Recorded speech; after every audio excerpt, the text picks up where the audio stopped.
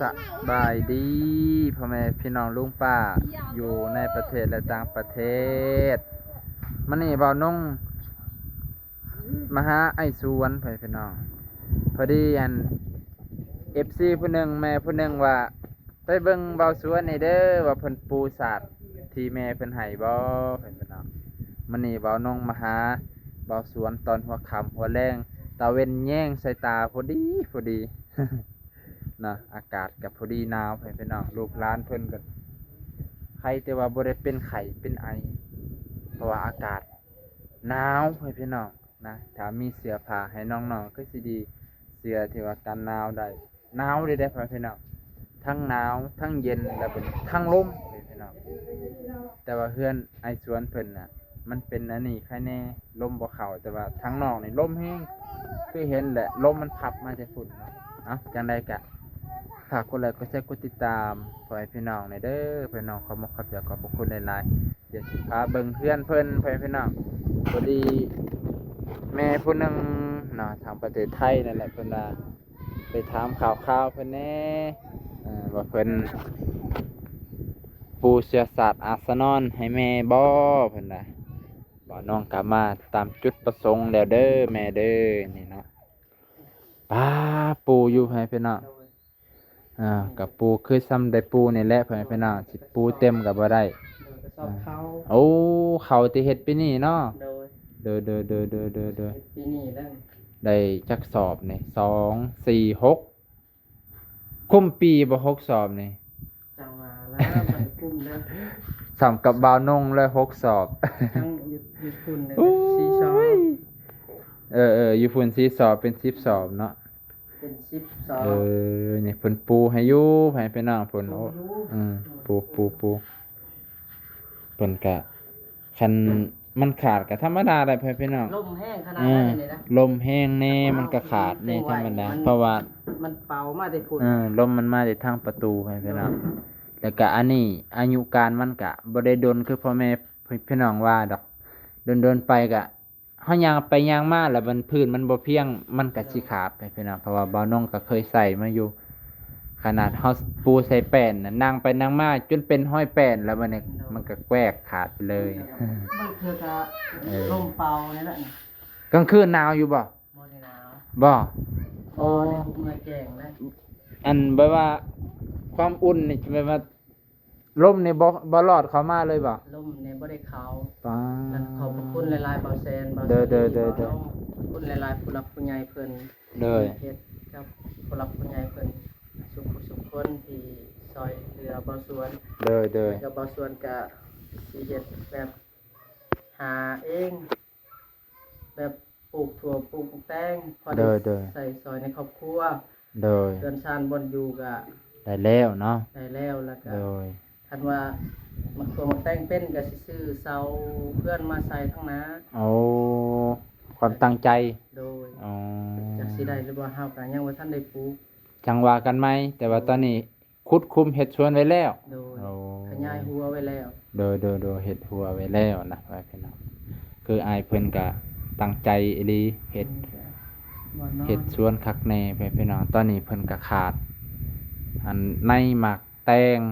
เพราะว่าเพิ่นมีแค่2ถุงตอนนี้เนาะโดยในหมักแตงหมักถั่วก็ยังอยากได้อีกได้ยังอยากได้ยังอยากปลูกเพิ่มอีกอยากได้ใครว่า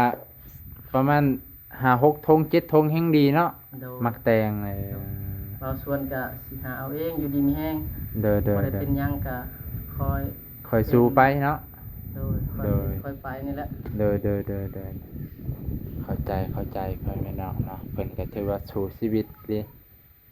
เสียสละอาสนอนเพิ่นก็เรียบร้อยเมียนคักแน่เพิ่นเนาะนี่เอื้อยเพิ่นก็คือสิหนาวอะไรยามนี่หนาวเนาะเอาไปเบิ่งอยู่ข้างนอกไป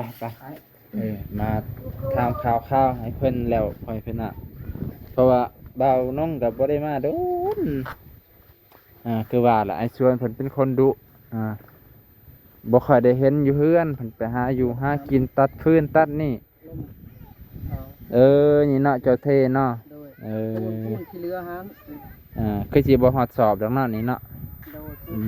บ่ฮอดสอบบ่ฮอดสอบครึ่งนึงเพิ่นน่ะเห็นเพิ่นไว้อยู่มื้อนั้น รึ่งหนึงแล้วก็ที่ดินนี่คือบ่ส่วนทมไม้ โอ้ถมไหมเนาะทางหน้านี่เนาะ ทมไม้เนี่ยทำบ่าวแซนเพิ่นบอกว่า ไปตะ 3เมตร เออ สิ3เมตรแล้วนี่ฮะ เออ ยังบ่ทันได้เต็มทางนี้ยังบ่ได้ ยังน้อยหนึงเนาะ รอ เด้อยังรอหนึงอยู่เป็นเทเรียบร้อยแล้ว ได้ชาววินนี่มีแล้วนี่ จัก2เนาะ3ต้นเสาหนึ่งเท่าไรก็ จังหวะ คัน2เม็ด25บ่2เม็ด50นี่แสนห้าหน้า10บ่ใหญ่ ใหญ่ครับ คันหน้าซ้ำนี่น่าจะ250,000 โอ้บักคำนี่ 250,000นี่3ต้นก็4 5 6 7,500,000เนาะ จังหวะจักต้น บ่เพราะว่าค่อยเคยถามอยู่ว่า โดยระดับตัวนี้แล้ว ระดับตัวนี้น่ะประมาณ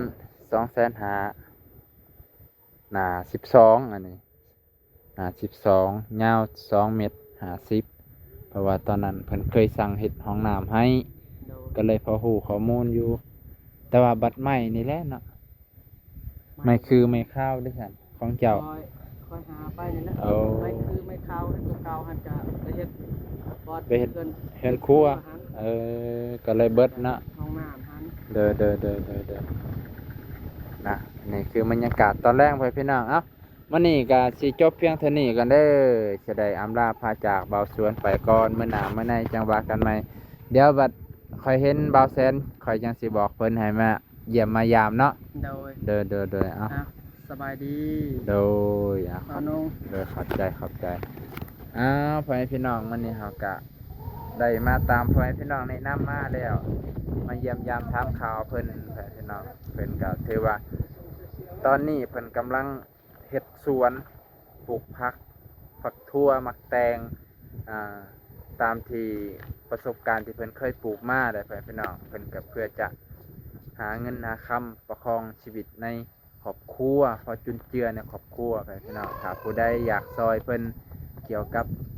เมล็ดพันธุ์มักทั่วมักแตงแต่มักทั่วเพิ่นได้7 ธงแล้วเหลือแต่มักแตงไปพี่น้องมักแตงเพิ่นได้แค่2 ธงเนาะถ้า ที่ปลูกกระบอกน้ำแน่ ถ้ามีวิธีปลูกพ่อแม่พี่น้องก็สามารถบอกผ่านเบาน้องได้เดี๋ยวสิบอกเพิ่นอีกเทื่อนึงพ่อแม่พี่น้องนะมื้อนี้ก็ขอขอบใจขอบพระคุณพ่อแม่พี่น้องที่ให้มาเยี่ยมยามเบาสวนมื้อนี้ก็ได้มาตามจุดประสงค์ของพ่อแม่พี่น้องแนะนำมานะขอบใจขอบพระคุณหลายๆพ่อแม่พี่น้อง